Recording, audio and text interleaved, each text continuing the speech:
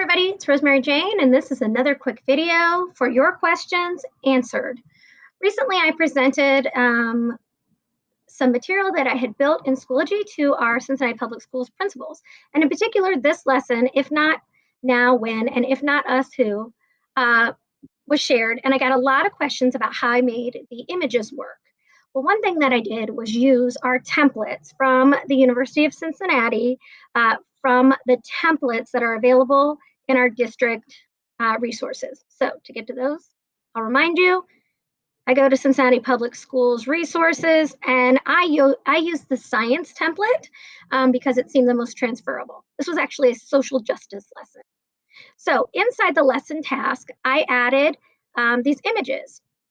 Now, these images were also added to a discussion board. So there is a lesson task page and a discussion board. And that right there, what just happened, that's where people were asking me, how did you do that? And the way that I did this, the way that I achieved this movement of these pictures, and you can drag and manipulate them so that maybe if I was presenting this lesson to a group of students and I wanted to focus on one side of the image, maybe I'm going to share it on a Google meeting or a Schoology conference.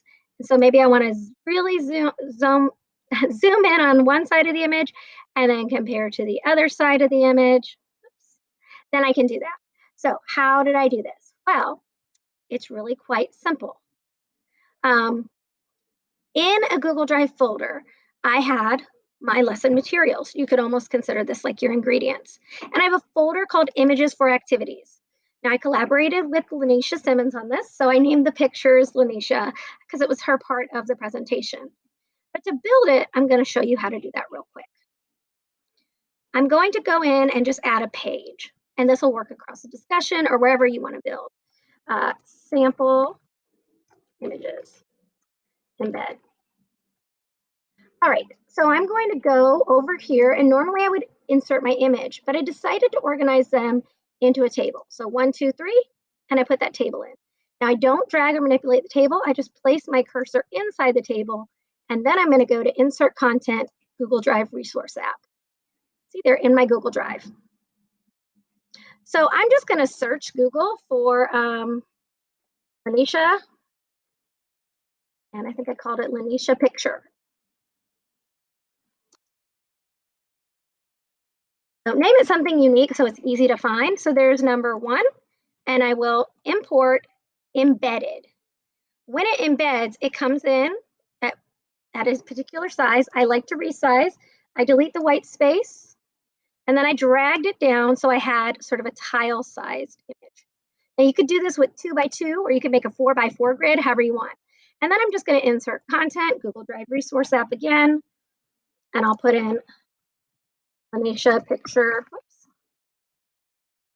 This time I'm going to go with number 2. Import. Oh. Import, embed, and then I will just, again, remove the white space and drag to resize to match them up. For this, I won't get too particular about making them perfect.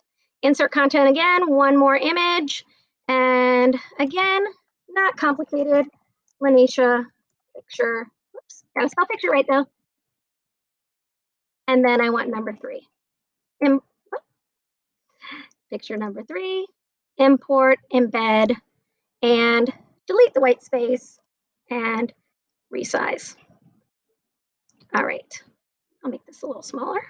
So that's it. That is all I did. Now, of course, I used this in a template from the University of Cincinnati because I wanted it to have that really great lesson flow.